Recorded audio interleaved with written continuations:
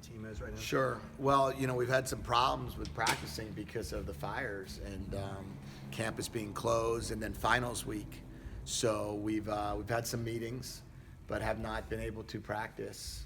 So today will be our first day back out there, and we figure we'll have 8 practices to be able to get ready for this bowl game. So it'll be 2 full weeks, or 7 practices. I guess we'll go every day. So it'll be 18, 19, 20, 21, 22, 23, 24, 25. 8 full practices. So that's usually 4 normal, and we'll meet, 2.5 hours every day. So we should feel good for that. You'd mentioned Josh had been throwing. Were those just kind of like informal workouts where? No, so when we had a couple practices before the fires began, and he threw there. Okay.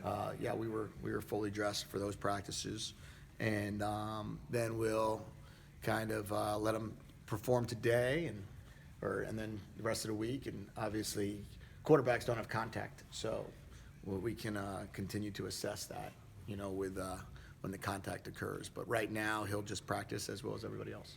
So you're still assessing whether he'll play in the game? Yeah, we have to see. Right now we're planning on him playing, and he's just going to take all the reps as such, and then he has to clear contact by the doctors at some point in time. What other players? Are there any other players that aren't academically qualified to play in the bowl game?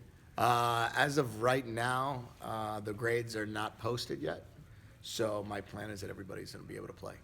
If something changes, we'll know that sometime between now and 5 p.m. on the 25th. We find out from the academics. Are there any of the long-term guys that might be able to come back, like Nate Starks, Dickerson, who were? No. Okay. No. None of those guys will be back for the game. How has this whole process kind of gone? Obviously, there's been the coaching change, the fires, lots of distractions. How has the team kind of persevered and forged ahead through all this? I said to Chip the other day, I said, there's nothing in the interim head coach manual about how to handle wildfires and some of the other things that occur, and we're laughing about it. But you know what? Our guys have handled a lot this month, or these last 4 weeks, I should say. So it's just been a couple obstacles that we see as challenges, and we are now in championship week, and there's going to be, 32 bowl games?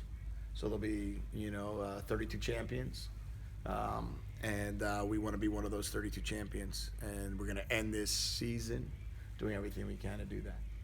How's the dynamic with kind of the transition between the two coaching staffs, like with the new guys coming in? How's that been around the? We've been the new guys have been focused on recruiting, and so we haven't really had much communication there. And the guys that are focusing on game planning have been focusing on game planning, and that's kind of how the dynamics work. So it's been fine. Has there been any? Have you come up with a final determination on what your status is? No. No, my full focus is on coaching.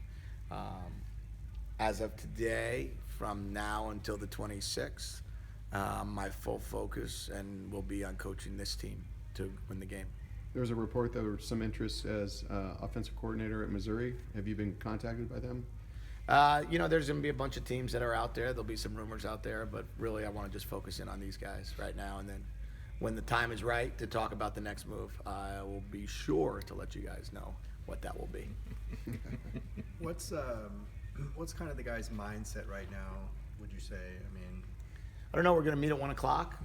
But when we meet at 1 o'clock, their mindset will be that we're going to go win a championship. And we're going to do everything we can to do that, everything we can to be 7-0 at home. We are the home team. And we're going to do everything we can to have a winning record and do everything we can to finish this season off with a bowl win. That'll be our mindset. If they don't want to have that mindset, they won't make the trip. And who's coaching linebackers and DBs, and how's that going, that transition? How's that? So we have our graduate assistants and Coach Bradley. Fortunately for us, Coach Bradley's on his 340th year of coaching.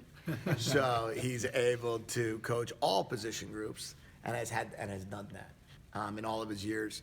Coach Bradley has coached D-line, has coached linebackers, and has coached secondary. So Angus is here as well. So Coach Bradley will probably take on more of a role with the linebacker core. We have Dalton Hilliard here, who's been in all the DB meeting room. We have Kyle Weiss, who's been in all the linebacker meetings. And those guys will be the day-to-dayers with Coach Bradley, and that's how we'll make that thing work. When you look at Kansas State, what have you seen? They obviously finished the season pretty strong. The challenges that they kind of do. Oh, they're a good football team. They're everything that you would expect a Coach Snyder team to be: tough, physical, disciplined. They do things right. They always have good players. We played them when I was the offensive coordinator in Miami in 2011 and 2012. We had one great game against them where there was a goal line stand. On the one, we had one game that we couldn't get a first down, I don't think. It was terrible. So they're a very, very good team. They have some really good players. Their offense, they run the quarterback. Quarterback's going to be a big part of that. Defensively, they're going to do what they do, and they're going to do it really well. So we're going to have a nice challenge there. But really excited about the opportunity. Excited for our guys. They played this team in 2014 in the Alamo Bowl. So they have some idea and some familiarity of the type of team that we're going to play, the toughness, the discipline, the mentality, and we're going to bring that same toughness. Do you know if there are any underclassmen that kind of submitted some initial draft paperwork to the NFL? We do not know what how that works. We send in some paperwork to see how they feel, where you would feel you get drafted. Then they kick back some information. We haven't gotten that yet. You submit that on their behalf? Is Yeah. that how that works? Mm-hmm. Okay. There's 5 players on every team that you're allowed to submit, and then they let you know. The new rule is they give you a first round, a second round, or stay in school. Those are the 3 things. It used to be first, second, 3 through 7, but they've just changed it. But have not gotten any results, and we don't talk about who we submitted. That's good. Awesome. Well, I got one more. Sure. I mean, with Oregon, I don't know if you watched that game, but it seemed they were kind of disjointed in their bowl game. Obviously, they have kind of a similar upheaval going on. Yeah. How big of a challenge is it to kind of keep that kind of tunnel vision of the bowl game and everybody staying on the same page when there's a lot of moving parts with the program? Yeah, I didn't get to see that game. But I will say that with that, we already played a game. You know, that was their first game. They had some changes that occurred during their bowl prep. Our changes occurred really that Sunday of Cal Week. We played in the game. We've gone through the gymnastics and how we're going to handle ourselves. We do have a couple of coaching staff changes that have occurred, but you know, these 8 days, I feel as if we're going to get ourselves in position to hopefully, you know, have smooth sailing for the game and everybody do their job the way we expect them to do it. Thank you. Good.